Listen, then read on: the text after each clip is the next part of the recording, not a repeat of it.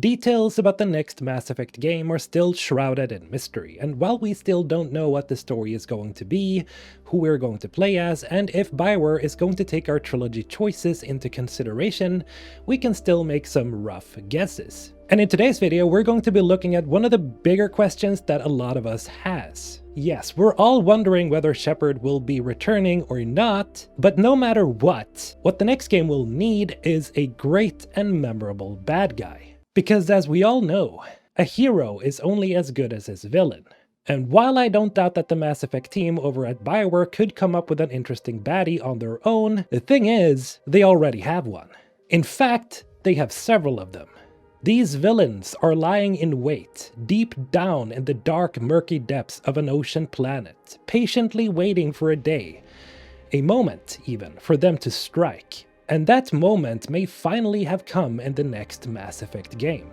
Of course, I'm talking about the Leviathans, the greatest and oldest race in the Milky Way galaxy and the true originators of the Reapers. Now, you may be wondering how exactly they could make their entrance as the big bad for the next series of games, and well, let's look at some facts.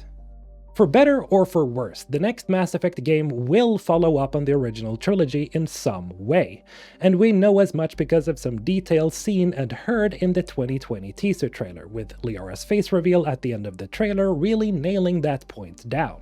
However, we still don't know in which time period the game will be set. Will it be soon after the Reaper War, or is it hundreds of years into the future as to maybe tie it together with Andromeda? Well, no matter when, it's highly likely that the Milky Way galaxy will be experiencing some growing pains now that the Reapers and the Catalyst are out of the picture. Growing pains that the Leviathan could use to their advantage. Let me explain. First of all, we know that the Citadel is stationed above Earth at the end of Mass Effect 3, meaning that for all intents and purposes, the Sol system and Earth especially should be the new galactic hub. This irrefutable fact is something that you could bet will cause some real friction with the other races. Not only do we have the Batarians, who, as we all know, mostly hates humans, but there are factions and leaders among most of the other races that really dislikes humans. And if anything, I think it's pretty safe to say that there are going to be some factions among the other races that will try to remove humanity's newfound power, either through diplomacy or sheer force. In essence, whenever there's a power vacuum, as is the case with the Citadel no longer being a neutral space and we have highly valuable Reaper technology lying all over the Sol system, you can be absolutely certain that there will be a rush to claim the top position. In other words, we have another war on our hands. But not a war against some ancient evil, at least we won't think so, but amongst ourselves. A galactic civil war, if you will.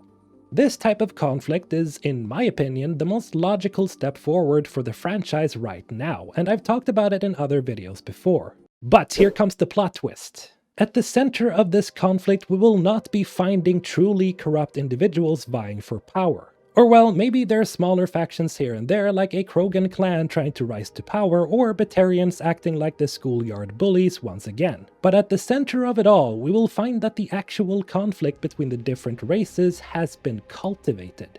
You see, the seeds of mistrust had already been planted following the Reaper War, and in the next Mass Effect game, it's very likely that we will see the bloom of an intergalactic war, artificially cultivated by a race of extremely intelligent and supremely powerful Lovecraftian entities, the Leviathan.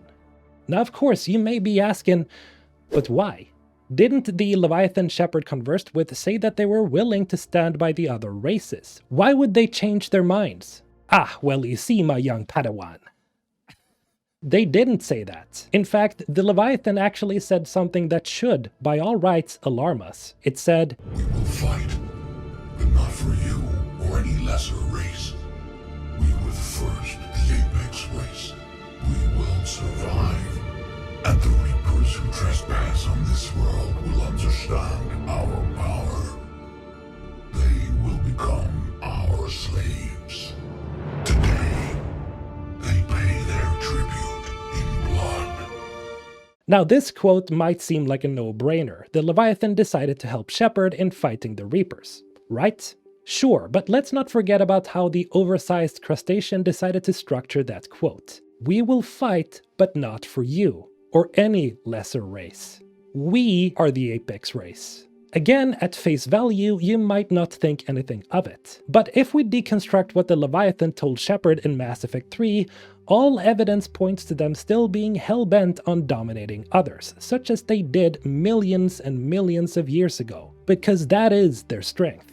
Hell, the indoctrination signal that the Reapers used was based on the Leviathan's ability to dominate the minds of other lifeforms. Aside from their imposing size, the fact that they could start wars with their minds is what's so very scary about them. And since the youngest of the Leviathan still runs with the mindset that all other races are lesser than they are, we can all but assume that since they consider themselves as the apex race still, it would just be logical that at least one or several Leviathan decide to manipulate galactic events up until a point where they're able to, as Harbinger would put it, assume direct control of the galactic leadership. Now, with the recent footage released on N7 Day last year, there are signs that Cerberus could again be involved in the story in some way. And what do we know about Cerberus? Well, they do a lot of shady and horrible stuff to cement humanity as the apex race. Nice. And as the audio in the footage is implying that a part of humanity could again be up to no good, although they should know by now not to underestimate human defiance. Maybe Cerberus is not in so much of a position of control, just like we saw in Mass Effect 3. Maybe the true apex race could be working from behind the scenes, to sow discord and chaos in order to keep all the other lesser races weak. Maybe the Leviathan will be using Cerberus, and by extension, humanity as a tool. All to again rise from the depths and assume their rightful place as gods to a desperate galaxy in need of direction. However, as much as I like the idea of the Leviathan returning simply because of their Lovecraftian nature as godlike beings, it's very possible that a storyline such as this could be too reminiscent of the Reapers. Now, what I think you could do to alleviate this feeling of repetition is to make sure that the Leviathan don't actually feel as overpowering as the Reapers and that they're simply misguided in their goals of becoming the apex race once again. One thing that we can take out of Shepard's conversation with them is the fact that you can actually reason with them, something that was impossible to do with the Reapers, as any attempted communication with them was met with total and utter destruction. Now, what the storyline could boil down to isn't to shepherd the galaxy into fighting a common threat like we saw with the Reapers, but to simply unveil the true source of the infighting happening throughout the galaxy and try to put a stop to it. Only that even after compelling the Leviathans to stop with their scheming or downright killing them, the galaxy would still be at war because the situation was already unstable from the very get-go. And the final plot twist would be that the Leviathan only ever fanned the flames of conflict, and now it's either up to Shepard, Ryder, or a new hero to stop this new conflict from engulfing the entire galaxy yet again. The entire idea of having the Leviathan acting as the baddies is that it would let the game take on a more investigative approach, like what we saw in the DLC but to a larger extent, and of course with better gameplay mechanics. The scale of the ongoing conflict would still be smaller, and because the Leviathans aren't as omnipresent a threat as the Reapers, other stories could take place throughout the game without having to constantly focus on the main threat. Herein though lies the issue of urgency. You see, what made the Reapers so memorable as villains was the fact that their presence outdid everything else in the original Mass Effect trilogy. Their threat was always present in your mind, and every other story in the games was constantly overshadowed by the looming threat of the Reapers, which created a great sense of urgency to everything you did. Having the Leviathans as the true bad guy working behind the scenes wouldn't create the same sense of urgency because they're simply not as physically powerful as the Reapers, despite being the very template the Reapers were created from. They also seemingly don't have the numbers to take over the galaxy by force, but this is also why I think a story like this could be really interesting.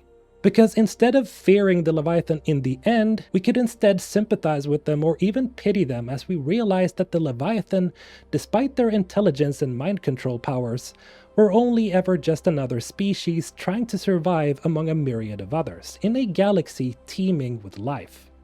But that's just my opinion, and do let me know yours in the comments below. Thank you to all of my wonderful N7 squad members, and if you do want to support me in the best way possible, then remember to press that join button. As always, have a great day. MrHulthen signing out.